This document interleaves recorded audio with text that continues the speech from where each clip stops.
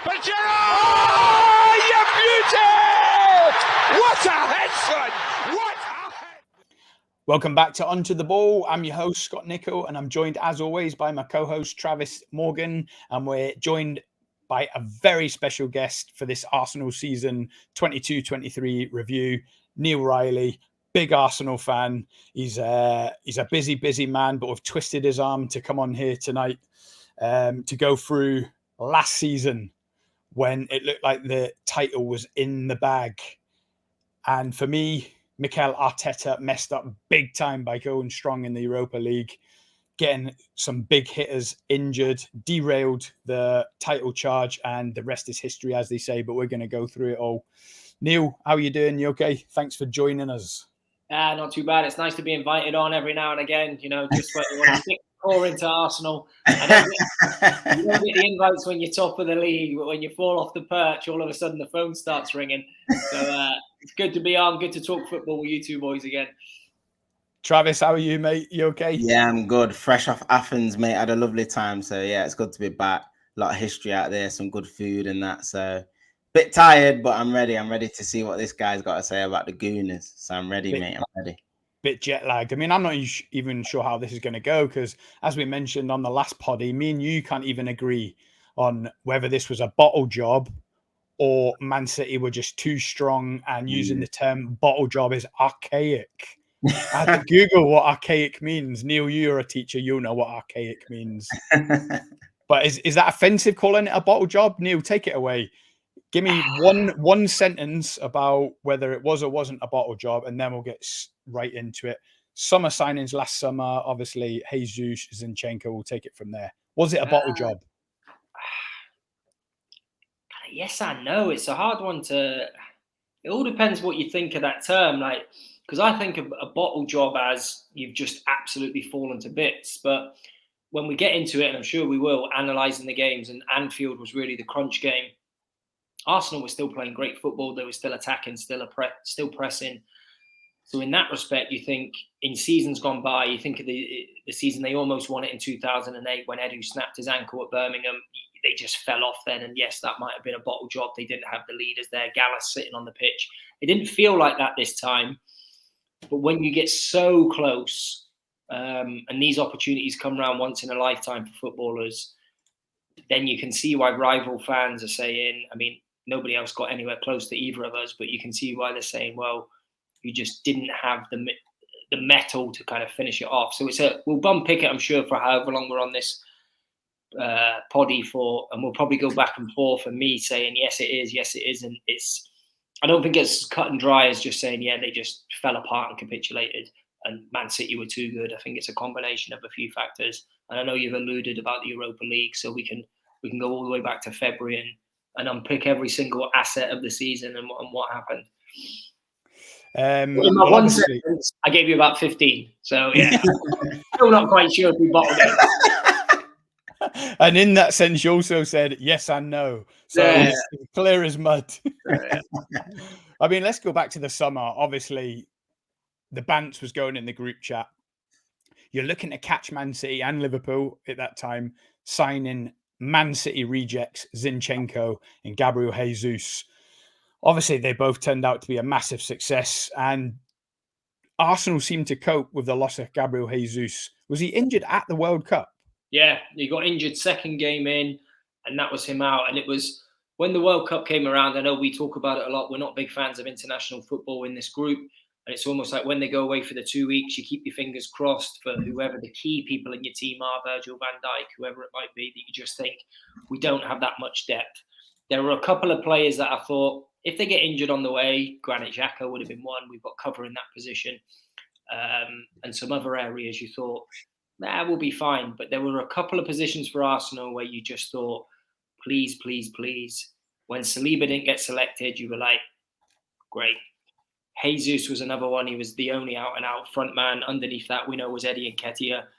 Not really where it fell off, but usually when you win a league, you kick on before Christmas and you can be long gone. If you think of when Liverpool won their only coronavirus league, it was long gone before Christmas. You don't lose it by then, but you can almost win it at that point where when you do have a bit of a dip. So Eddie and Nketiah come in and did okay, but Jesus was one we couldn't have afforded during the World Cup to get injured. And he wasn't first choice, Richarlison was, if you remember. So it was almost a bit of he played in a dead rubber in the World Cup, and you just thought, why wasn't he just sitting on the bench? So, that was a bad one to take long term if you look at the season as a whole. Because even when he came back, he probably wasn't fully fit even right up to the end of the season. Yeah, it felt like they were rushing him in, wasn't it? Yeah. But I don't know why they were rushing him in, because they were still flying at the top of the league, still winning games. But obviously, I've made the statement that Arteta lost it for you. And you can't even say that it's a lack of experience as a top flight manager. We're all long in the tooth. We're all obsessed with footy, been watching it 30, 40 years. He's been playing it at the highest level. He's been coaching it at the highest level. He's been at Arsenal now for 2 or 3, 4 years. What was Arteta seeing and what was he doing going that strong in the Europa League? What was he thinking? Try to explain it to me if you can. I actually, when I thought about it, I thought his biggest asset was coming from Man City, and he'd been involved in that culture where they were win, steamrolling teams. He had that winning mentality, which I think he turned around at the club where they believed. He's won a couple of trophies since he's been there, the Community Shield, the FA Cup, pressing for the league this year. But I also, on reflection, has been his biggest failing, because Man City have got the squad they go all in the Carling Cup, all in the FA Cup, all in the Champions League, and all in the league. And I think that was the big issue. He didn't sit back and reflect and thought, okay, I can go for that at Man City, but at Arsenal, I've got to rein it in almost and just admit that there's an opportunity here in the league. So I think part of what's been a success, that experience at Man City, has also been his downfall last season, because he's gone, we can go for Europa League and league, because that's what we do at City. We go for every trophy. There was a lot of talk in the media. Yes, Arsenal hadn't won the league for a long period of time, 2004, but we also haven't won a European trophy in 30 years. So he's like, I think that kind of got in his head as well. Can I be the first Arsenal manager to win a European trophy in a long time and also win the league? And I can, still bob along with, half a squad, but you've got it up there. When you look at the team, and if you think of the rest of the season, and it's not just Saliba, Tomiyasu played such a huge role in the first half of the season, covering, coming in at right back, giving Ben White a bit of a rest. It would have also given Ben White an option to fill in at centre half if Saliba got injured and Tomiyasu wasn't. Both of those went out in that game all season, so they've both been injured for the full season. If you look, that's the first choice back four, plus Xhaka, Jorginho, and then Jesus and Martinelli. So for a Europa League game against Sporting, not the best team in the world, you've only really dropped in Vieira and Nelson, who are fringe at the time. It's a full-strength team. So do you think there was an element, and this might sound crazy, that Arteta wasn't confident of winning the league? And he thought, I want to keep the season alive on two fronts. Yeah, I thought he thought, if the league doesn't go the way it's going to go and I fall back and win the Europa League and finish second, it's going to be a great season. I also think it might have just been a bit too much arrogance, that kind of Man City mentality that I can go and win both, and almost got a bit greedy and thought I can do the double here instead of going, right, let's just bed down, get the fringe players in, and if we get beat by Sporting, we get beat. Because if you looked at the games after the Sporting games, they were all winnable, with a full-strength team. And after that, we picked up a minimal amount of points. We beat Leeds 4-1, but the goals started creeping in. We didn't keep a clean sheet with Saliba out, and he'd been so good that season. And he'd had injury problems when he was on loan in France. So we'd already had injury problems the season before and the season before when he was on loan. He's a young man growing into his body. He was one player that if you wanted to play Gabriel, who played every game in the league, and maybe push Ben White in there and still go quite strong, there were a couple of players that you just could not risk. You just couldn't risk. And it proved it. I mean, if you look there, I mean, they conceded in every game after, even though we won a couple, we were leaking goals. You think of the Liverpool game, we probably would have seen that out with Saliba in. Probably the Southampton game. Say you still lose to Man City, we were doing well by being tight at the back and then winning games. So it was it was a bad managerial decision to go for it in the Europa League. So that's on Arteta. Yeah. Unfortunately. And you can get injured at any point in the season. We might have played the Europa League game, came back and, somebody got injured against Palace. But, he was probably fatigued already. He'd already got injury problems. And this is from somebody who just watches football. I've seen his trajectory since he's been on loan and we bought him. He has picked up muscle injuries. He picked up a back injury this time. But he's growing into his body. So you just think you rest him up, play him once a week, your key players. And there's enough squad to get your Nelsons in, etc. in the league. Is that something that Arteta's notorious for? Like, but do you think the season before it was the same? When it felt like he hadn't learned from that. We missed out on top 4 for similar reasons. I felt we didn't play the right team at the right time. The old Ranieri Tinkerman. But I think part of his success is part of his failings because he's been in that Man City dressing room where you go for everything. And you can rotate and it doesn't have an impact on the lineup. Yeah, Man City will be in the Carling Cup playing Erling Haaland and you'll be thinking, what the hell are you doing? He could get his leg broken away at, 3rd division, whoever on a bobbly pitch. But Alvarez just comes in and it's no problem. Yeah, I mean, he could have just sat back and gone, we're not quite there yet. Yeah, maybe in 2-3 years' time. I know the famous quote where he said to Willian, I'm going to win the Champions League in 3 years and I want you with me. Willian was dog food and, we didn't even get into the bloody Europa League at the time. So yeah, I mean, when you start putting the the kind of in Premier League things that happened in motion, you go, is it a bottle job? Was it bad decisions? But if we go all the way back to the summer, you look at every single pundit and they did their league predictions. Not one pundit put Arsenal in the top 6. Yeah, but that doesn't keep you. I know. Does it? I know what you're going to say. But, I mean, we did one, and I know yours is. We're all a bit tongue in cheek about each other, but you put Arsenal, I think, 9th behind, Leicester and West Ham. So nobody felt we were even going to get top 4. And if Arsenal had plodded along and then had a big surge at the end and almost, finished 5 points off Man City, the narrative would be different now. But because you start strong and you end poorly, that's where all the questions are going to be asked. But that was the thing for me, because Arsenal were flying.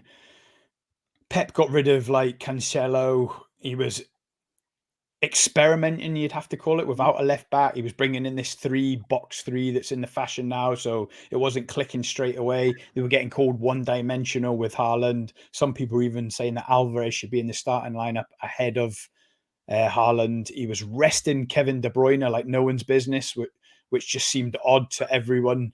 There was a chance there for Arsenal to just power on.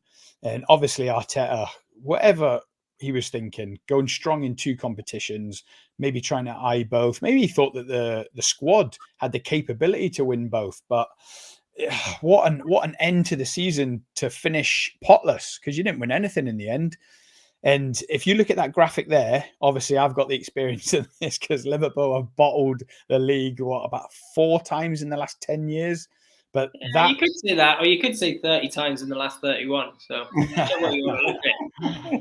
That graphic there reminds me of 2013-14. Brendan Rodgers, Martin Skirtle at the back with not Daniel Agger. Who was it he was always at the back with? Mamadou Sakho. Yeah. Daniel Agger couldn't get in, but we were conceding goals for fun.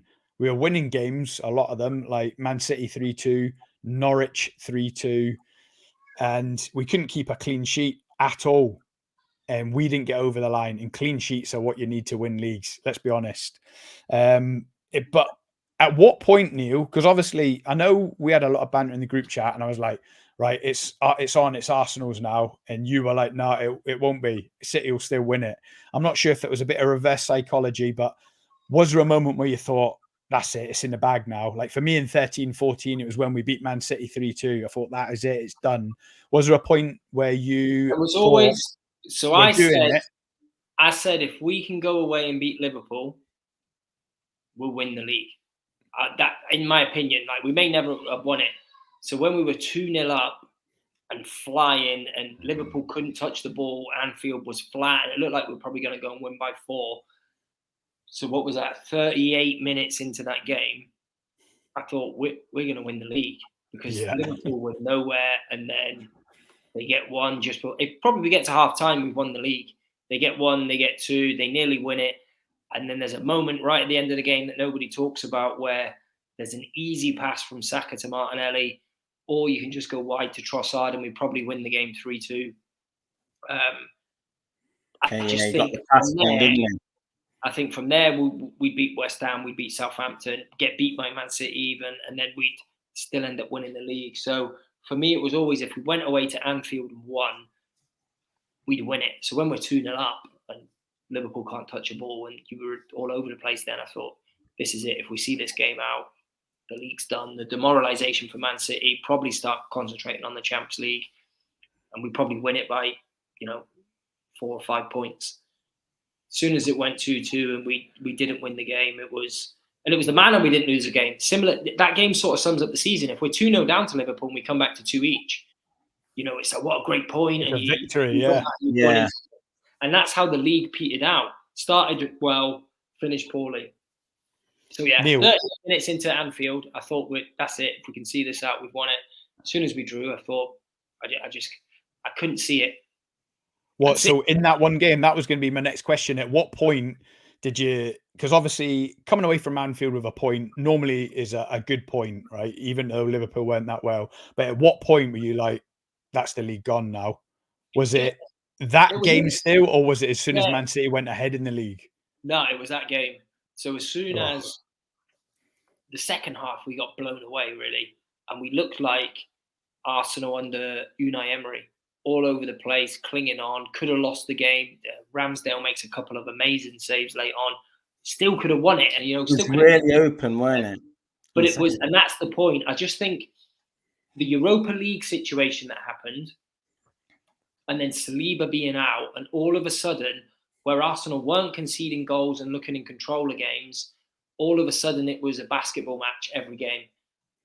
And it was just then, similar to Liverpool when they were with Brendan Rodgers, they were playing great football, but it was a basketball match every game, and you just couldn't predict if they were going to go and win a game, draw a game, lose one on the counter.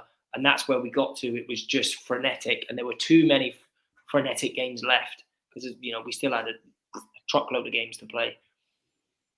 Travis, you were two-footed in with Arsenal. Yeah. You were adamant for weeks and probably months. Yeah, months. And even though I was trying to wind Neil up saying you'll still bottle it, and you were like, it's done, dusted. Can you really believe what happened? I mean, what did they 1, 2, 3, 4? They dropped in 6 of the last 8 games. There must have been something in the camp where their heads had just gone for some reason. I don't know what you can put it down to, really, because I think it's an experience thing. It must be like they just lacked a couple of leaders at the time just to like gather the troops, because after that Liverpool game where they drew and they should have, like you said, the second half they did get blown away, but the West Ham game was exactly the same afterwards. They threw away a 2-goal lead as well. So for me, there was just something missing in the camp that they just weren't able to see those games out, even with the injuries that they had. I didn't think it was enough of an excuse. Yes, the drop-off is going to be a lot bigger because Saliba is outstanding. But if you look at the games they were losing or dropping points in, I mean, West Ham, Southampton, if you scroll up, you've got Nottingham Forest as well in there. Those games really, those games should have been won to put a lot of pressure, because there was still quite a few games left. I think there was still about 8-7 games left to put pressure on City. Arsenal played a lot of their fixtures first as well. So for me, it was a little bit of a mentality thing, and similar to United in some ways, not necessarily this season, but I think Arsenal for quite a long time have lacked an out-and-out goal scorer that can win Arsenal games even when they're not playing well. And I think as well as Jesus did, I don't know what his league goal return was. Was it about 10 goals or something, 8 goals in the league? Yeah, not 10. Yeah. And he was injured for a long part, but I agree with you, Trav, because when I've been looking at the transfers this summer, so it looks like we're bringing in Havertz, Rice, Timber, for the best part of 200 million. And I was thinking, I mean, people are saying, oh, you can't get Mbappe. And I'm not saying we can, but just say in the round, he's worth 150. Yeah, that's what Paris Saint-Germain won last year of his contract. So if we'd had Rice and, say, Havertz in our team last year, or Mbappe, which would more than, Mbappe is more likely to lead the title. Have won us the league last year. Mbappe all day. And still in this, I know we're going to get onto the window in a little bit, but then that's where I'm looking at this window at the moment, thinking, all right, you plop those three potential, or maybe one more, in the Arsenal team. Would they have won the league last year? That's a question we'll get onto, I'm sure, in a bit of time. Yeah, we will get onto that. But let's not get ahead of ourselves. Let's get back to January, the January transfer window, and let's get to a now legendary post by yours truly, where Arsenal are spending 12 million on Jorginho. And I said, Arteta, you don't have to spend every penny of Kroenke's money. Put your wallet away. Was there an element of Claudio Ranieri, Tinkerman from Arteta, signing Trossard, signing Jorginho, messing around with the front three to drop Trossard in there, messing around, putting Jorginho in to try and rest Partey, Xhaka, or were them signings needed? And even without them, that could be seen as rocking the boat, maybe. Sometimes I thought Trossard did all right. I thought he did do all right, but sometimes it's like, it's not broke, don't fix it. Don't rock the apple cart. You see, I think this falls on Arteta, and I don't think it's the signings, because actually Trossard came in and he got 7 assists and 3 goals in the first 4 games. Jorginho has brought experience, because you're talking about they didn't have leaders and experience in the team, slow games down, control more of the ball, won a Champions League, etc. So I don't think the signings were the problem. But when you looked at, if you go back and analyse the games when they were brought in, the times they were brought on, or a game needed changing, managerial-wise, I felt when they started, they shouldn't have. When they came on at the wrong time, or they came on in the wrong game. So I don't think it was the signings. I think actually when you looked at it, you've got a guy from Brighton who gives a different option, can play as a 9, or can play on the wing. He can go both ways. He can get goals. He can get assists. And Trossard is a little bit different from what you've got in Martinelli and Saka. It gives them a bit of a rest. As Jesus was coming back from injury, I thought that was perfect. Played him really well in the first couple of games. When almost I put this a lot down to pressure, and this goes back to your bottling thing. When the pressure was off almost, because we're flying, there's still however many games to go. But as the pressure started mounting, it was, well, that's a game Trossard should be playing in, didn't play. He should be coming on now, didn't come on. Or actually, he should be coming on as the false 9, came on the left wing when Martinelli was having a great game. Yeah. So I think it was less so the personnel, but more the Tinkerman kind of. I don't think Mikel Arteta used him in the right way. Similarly for Jorginho, you looked at a couple of games where you've gone, all right, that's the right game for him to play. And just because he had a good game the day before, or the week before, the game before, he should have been dropped the game after, because the way the team set up, that was for them Partey to come back in, or Xhaka in his more forward role. So I just felt he didn't get it right enough times in the run-in with those 2 players. Where it worked well, Trossard was getting goals and assists, played to his strengths. Where it didn't work well, it was almost square pegs, round holes. So I think the signings weren't the problem. I think it was how he ultimately used them when the pressure was on. Because when they both first came in, it was like, you play here, we're playing beautiful football, we're blowing everybody away, no problem. Couple of knocks, you had Europa League game, then all of a sudden it was a bit of overthinking of how do I utilise these 2 assets that I've got. Travis, are Arteta's ears burning? Because Neil's gone in on him for 25 minutes solid now. No, Neil's right with what he's saying. Like you said, I mean, Arteta, I think he's done a brilliant job. Arsenal are definitely going in the right direction for me when I look at them. But like you said, I think when the pressure was on in that run in the last 10, 12 games, he probably didn't get enough of those bigger decisions right. And it ultimately I think it's the team lost confidence. Like if you look at the defeats, like the Brighton game again was another one where it should never be 3-0 at the Emirates to Brighton. I mean, Brighton are a fantastic footballing team, but it just seemed like if Arsenal went sort of behind in certain games during the run-in. You just didn't have any confidence that they were going to get back into the game to go on and win it. And again, that is like succumbing to the pressure. Definitely, I think they felt it, and especially with Man City chasing them down. You know what it's like when Man City chase you down. They've chased us, not recently, but they've chased Liverpool on numerous occasions. So you know exactly what it's like when Man City are in the groove. You just know they're going to win 12-13 on the spin. Arsenal probably felt psychologically that they had to be more or less perfect to go on and win the title. Where for me, I didn't think they had to be perfect. I think they needed to hang in there. They needed to go to City. If they lost to City, fine, but then win all the games in and around it, playing first, put that pressure back onto City, and I think we would have seen a closer title race than we did see. But I think the last 5 games, it just went down with a bit of a whimper. So yeah, I think the pressure definitely told. I think that was one of Arsenal's strengths early in the season, or right up past the middle of the season, wasn't it, Neil? If they went a goal down, it seemed to galvanise them, and they'd come back harder and they'd have it back to one and each 10 minutes later. That's where I couldn't answer the question straight with the kind of bottle-in question, because earlier on in the season, all the stuff we're talking about wasn't there. You know, when the chips were down, there were leaders there. People were pulling the team together. They go a goal down, 2 goals down, they still win the game. And they were talking about this spirit that they didn't have before.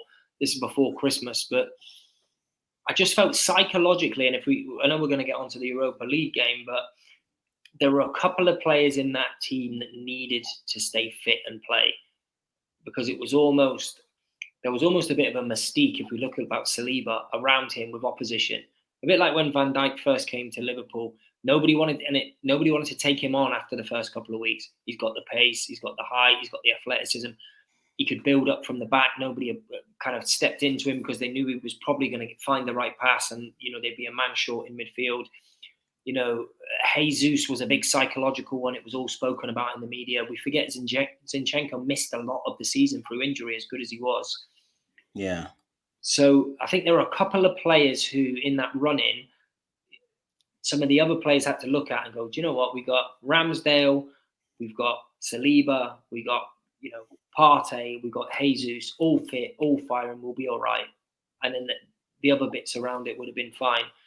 But really, Partey was in and out and injured in the run-in.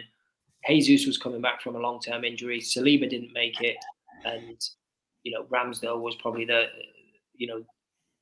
common denominator in there.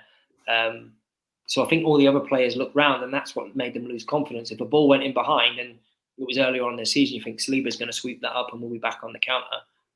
Jesus is going to find a little pocket of space somewhere. Partey's going to break between the lines and find a 40-yard ball. And none of that was really there, and it all got a bit clunky. You were relying on Rob Holding to be the last man. Basically, yeah. And we all know what the outcome of that is. Hey, he's better than Cannavaro, so the chant goes, Right, listen, let's get straight on to the summer, because I've referenced Liverpool in 13-14.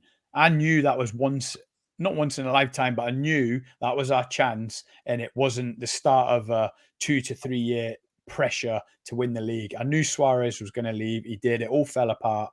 We signed Lallana, Lovren, Mario Balotelli. It was absolutely horrendous. This is nothing like it at Arsenal. Stan Kroenke is going on an absolute mad one. I don't know what's happened. I think he's fell out of his family. He's going to make sure there's no inheritance left for his kids. He's probably in a room right now with a load of hookers in Vegas. FaceTiming Mikel Arteta signing off another 300 million. But I don't know what's happened at Arsenal. But Stan Kroenke is absolutely going for it. You must be so excited, Neil, because you're 200 million in, and it's only just the start of July. You're going to spend another 300 million, aren't you? Yeah, and if we go back to last summer when we all sat here with the business done, not underwhelmed, but we're all a bit like you said, okay, a couple of people that didn't make it at Man City, technically, you've signed them, and a couple of other signings. Saliba's like a new signing. Oh yeah, he's gone and had a couple of good seasons in France, and nobody was pulling up any trees or thinking Arsenal were the next big thing. And then you look at the age of the squad and what they've done and the experience, and then a few years ago, there were the marches against the Kroenkes. I think what had happened was there was the buyout of the club. So he had he built his stake up over time. Usmanov, the big Russian billionaire, really wanted the club. It was blocked by the board. At the time, share prices went up. Kroenke ended up taking the shares. And I think, in fairness to him, he's got 3 or 4 franchises that he's turned all of them around that haven't won competitions in a long time, the Denver Nuggets and, a few others, where I think he's focused on his American teams. He put his son in charge of Arsenal, Josh Kroenke. He said, 18 months ago, be excited. There's exciting things to come. And it's almost like it's got to the next port of his project. His finances are through the roof at the moment. I think he's gone to 15 billion, his net worth. When he took over, it was 7 billion. So it almost seems like Arsenal's his next project to try and prove his point, which, like you said, at the end of this season, we're not a selling club. We're getting rid of a bit of dead wood again. We got rid of a lot of dead wood over the last 2 years. Your Aubameyangs, your Ozils. It's a young squad. So, Saka's still growing, Martinelli. And then you're going for the best, players around. Timber's been, Ajax's number 1 centre-half, can play right back as well. I know United have been interested in him in the past. Then you've gone for Declan Rice, probably the most sought-after midfielder in England at the moment. Mm. And they're not done. And they're not done there. You've gone for Havertz, which is people say is a strange one, but when he was at Leverkusen, he was the next big thing, So he's tall. He's got skill if he's played in the right position. He adds to that front 6, which it is now 7 with Emil Smith-Rowe. Strength and depth. He's got experience, and they're still looking at, potentially another defender or right back. I'd still like to see a goal scorer in the mix somewhere, if we could get one. Just an Mbappe or someone small. I thought that Havertz was that striker that you're bringing in, but sell it to me. So there's been mention that he's been brought in as an 8 with Odegaard. So are we looking at a kind of Jurgen Klopp signing Gini Wijnaldum, because he was a forward at Newcastle? I just think Havertz has been up top. I think we'll only find out when the season starts. Now, Arteta's seen something in him to pay that money, and almost it's been his first signing really this summer. But the Rice deal's been in the background, but he's really wanted him. He's obviously really wanted him because he's seen a gap. And I think we're all second guessing. You know what Mikel Arteta's done with a couple of players? Granit Xhaka played in a completely different role this year. People are saying, how's he popping up in the box? He's a DMF. So I think we'll only find out when the season starts, a bit of pre-season, where he actually fancies him. A lot of the journalists are saying, he's an 8, he's going to play on the wing, he's going to be a false 9, he's going to play in the Xhaka role. So I think we'll just see when he gets in, what is he going to do with Rice, Partey, Odegaard, Smith-Rowe? When you start naming it, he's got an embarrassment of riches there, but I don't think any of us know where he's going to play, because he's had such an up and down time at Chelsea. He's been played out of position a lot. At Leverkusen, his goal record was, and assists were insatiable. He was getting a goal and an assist a game. That's why he was obviously bought for big money. And Chelsea have been through turmoil at the moment. So could be a Willian where it all just goes completely wrong. Could be a stroke of genius, a Trossard or someone that's getting goals and assists. We'll just have to wait and see. I think the worst bit about it for me as a Liverpool fan, a rival fan, is it's not just the incomings. You're making great outgoings. Like if you get good money for Xhaka, I've seen that he's linked with a 21 million move, or has it gone through today? Yeah, I think he has. 28 euros. So I don't know what that is. 24 million. And then Thomas Partey, he's just turned 30. So if you can get good fees in for them and then upgrade them with 22, 23-year-olds, is that absolutely cooking? I mean, Kroenke must be licking his lips that Partey's been linked with Saudi Arabia, because they've been quoted at paying 45 million for him. They're trying to get players in on big money, and if you could see, I like him, but he's been injury prone. I think the Premier League's a bit too tough for him. In order for his body to get through a season, if you could get the best part of 60 million for the two of them, like you say, wrong side of 30, you've got a young squad. Keep Jorginho. I'd keep him because he cost peanuts. He's not on a great wage, but work with those. Get Rice in. He's a captain. And there's still more business to be done. So we'll probably get maybe 1 or 2 more in on top of those. Travis. Hit me. Kai Havertz. Come on. I You've got could a reputation for saying that everyone is hard, hasn't he, Neil? no. Kai Havertz, is he going to be a hit or a miss? Says Havertz isn't, then I know he's dead. That's He's it. a poor player, poor player. No, for me, where I can see him fitting in is actually as a false nine, similar to what Firmino's done at Liverpool over the past few years. I think he'll give real competition to Jesus, if I'm honest with you, because I think with the wide forwards Arsenal have got, and if Smith Rowe can get himself up and running as well, and the amount of goals Odegaard scores, he might actually supplement that blow a little bit and play as a false nine with the wide forwards making inverted runs, similar to what Salah and Mane did. That's where I can see him fitting in. I know a lot of people have said that he can be a bit of an 8 in midfield, like 2/8s with Odegaard and stuff, but I'm just not sure how the balance of that team would work with Rice as a 6. I think Rice has got too much to his game to be an out-and-out sitter. But like you said, I mean, if the outs come with Partey and Xhaka, I know Arsenal have been linked with Lavia as well. So if they could get Lavia over the line with Rice, I could see them two as sort of like a little bit of a double pivot. Rice as an 8 with that license to just sort of get around the pitch. And then Odegaard in front with Havertz as a false 9 and Saka and Martinelli either side. I think that makes for a really exciting side. But I think it's important still that Arsenal keep the balance of the team and they don't just sign a lot of these sought after players without putting a team together, because that's what I think Arteta has been doing really well so far.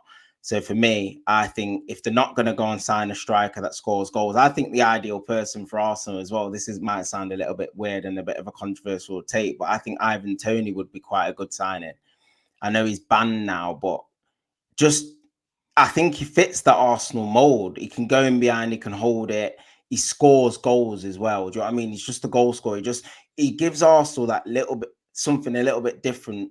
Not scoring the pretty goals all the time. You know, Arsenal are known for their really well-worked goals and patterns of play and stuff. But I think Ivan Toney would just give them that little bit of a different dimension. He can be a target man. And I think they could get him on the cheap as well because of his ban. He's actually available in January. So they might save it to the January window. I know they were linked with him last summer vaguely as well, so they might be back in for him. So that could be an interesting one. But back to your question, Havertz, I can see as a false 9. Yeah, go on. Serious question about Toney because it's been brought up a couple of times. Do you think he's a bit of a gamble? You bet he is, mate. You bet he is. Ivan Toney to Arsenal. What are the odds on that? That's serious. I'd take a punt on it, honestly. Right, you heard it here first. Ivan Toney to Arsenal from Travrizio Romano. Neil, let's finish up with one question. And I'm not putting you on the spot here, and I'm not going to make a show out of it come May 2024. Are Arsenal going to challenge City for the league again? Are you going to build on last season? Yeah, I think just from what you'd said, Scott, it's not like that season with Brendan Rodgers where it was all or nothing because, you know, Suarez was moving on at the time and the team needed a proper rebuild, and it was, we don't win it now. I know you obviously went on in the fake Corona League and scooped the title then, but at that time, it really felt like this was the chance. And it almost felt like that a bit at the end of last season where we were deflated. Will we ever get that again? Because Man City are this machine. And then boom, all of a sudden we're putting 90 million in for Rice, Havertz, and it feels different. So I'm not saying we're going to win it, but the business I see that we're doing, and I always think Man City, when they have a real strong season, the season after Guardiola usually goes with what he's got and says, I don't need a whoever. And we could get maybe lucky in that season next year that they don't go big. You've also got Champions League to contend with as well. Yeah. So that throws it into the mix. Big squad needed. So what are you asking? Are we doing the double? Probably. Treble? Maybe. Quad? Definitely. The quintuple with the Community Shield, it's on. We're in the Community Shield now, aren't we? By proxy of just Man City winning everything. Yeah. The first loser gets in the competition. Yeah, look, personally, and I'm sure Trav will echo me, if Man City don't win it, it's Arsenal's. Trav, do you agree? Yeah. Everyone else is just miles off, let's be honest. It feels like a project at Arsenal. I think even if you're not an Arsenal fan, you can look at what they're doing and you can see something building. You can see something brewing. I mean, like when Klopp took over Liverpool, it took him 4 years to get the team to where it wanted to be. Will this be Arteta's third full season this season? Third full season. Yeah. So you can see, I mean, they've still got another year after this where you probably think, right, he'll probably feel at that point they're ready. And I think if they go and sign Declan Rice, Timber, like it looks like Havertz is in, and maybe add 1 or 2 more with a couple of outs, I think they'll go really close again. I don't think United are going to do enough good business to sort of bridge that gap. Liverpool, you just don't know what you're going to get from them. They've made a couple of good, strong signings, but again, players like Nunez and stuff, you need to see how they're going to react their second season. Chelsea, I think. To be fair, I think Nunez will do well on loan in the Championship next year. He'll get 4 or 5 goals, get his confidence up. Straight disrespect. Chelsea have got too much ground to make up, I think, from last season. I don't know. Poch is a good signing. He is a great signing. He is a great signing. I mean, they are getting rid of a lot of dead wood. I mean, I remember thinking they're going to end up selling £400 million worth of players before they even start doing any business. I know, all to Saudi Arabia, and it's all corrupt. Boys, have you done a Liverpool season review yet? What do you mean? You try to say you haven't watched it? Come on, support the channel. He hasn't watched it. He's too busy, mate. Why do you not invite me on that one? You're scared of what's coming. Got lost. You're too busy with Ofsted, aren't you? All I know is the link didn't come when the Liverpool review was happening. I just got the link after when it was all finished. Scotty wanted a safe space. It was a short one, to be honest. There wasn't much to talk about. You got to look after your own well-being. What did you do? Just hide in the corner and cower? Right, listen, on that note, we're going to end it there. That's 41 minutes. If anyone's made it this far, don't forget to hit the like and subscribe. Leave us some comments. Let us know if Neil's been well received, if we should invite him on to future poddies, or if you just prefer it when it's me and the main man, Trav. But listen, Neil, get the likes down. You need the Gooner in there. Neil, Trav, thanks for joining us. We'll see you on the next poddy. Trav, I don't know when that is. We probably won't see Neil for another 3 months. But yeah, we'll be back soon. Don't forget to hit the like and subscribe. Get me back on the Mbappe poddy when it happens, yeah? Yeah. Mbappe unveiled. Peace out, brothers. We've been onto the ball. Header. But Gerrard! Oh, you beauty! What a